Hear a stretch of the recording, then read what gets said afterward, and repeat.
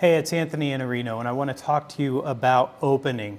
I'm a chess player, so the most important thing we do in chess is make sure that we get all of our pieces in place and we get all our development so that we can win, okay? We're trying to win against not our client, but our competitors.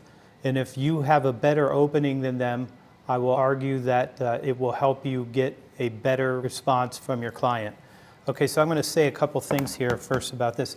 If you are a rapport guy and you want to go, well, I want to talk to them and tell them about me and try to connect with them, I'm going to say that a lot of people that are busy are going to find you to be a time waster. So I wouldn't do that, but I would say if at the end of the conversation they're still sitting there, then I would do the rapport.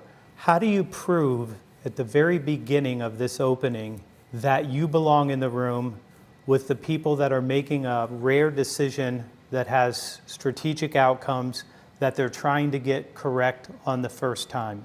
Okay, so if you're not doing that, then I think that you're not doing what you should be doing at the opening. That's what you should be doing.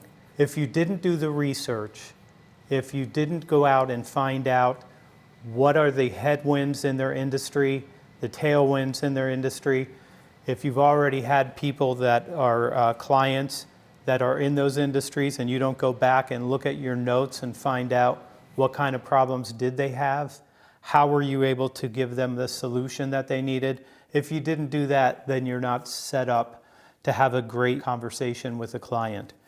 So what you have to do instead, and this is what I've done since 2000, and that is an executive briefing. It's the easiest thing for you to do. So if you go out and you find a prompt like the one that I have, it will give you 15 headwinds and 15 tailwinds all at the same time.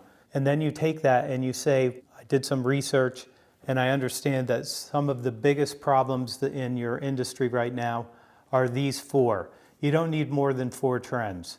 It doesn't get better by having more of those trends.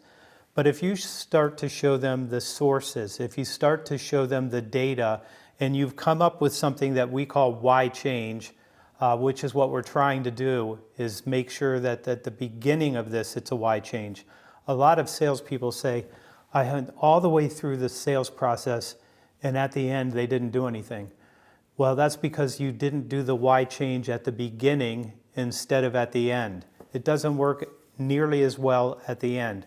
So what you want to do is show up, use some insights about their industry, about your experience, your authority as it pertains to the solution and what's going to need to be possible for them and how to do what they need to do with your help.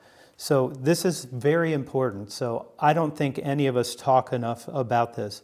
The opening is where you are really trying to prove that you belong in the room with the client. And if you get that done, you're in pretty good shape. But if you're a rapport guy, or if you're trying to do something other than that, I'm going to tell you it's very easy for people to say, I'm going to look for somebody who has more information, that has greater experience than I do, to help me make sure I get this right. Okay, I'm Iannarino. Do good work. See you soon.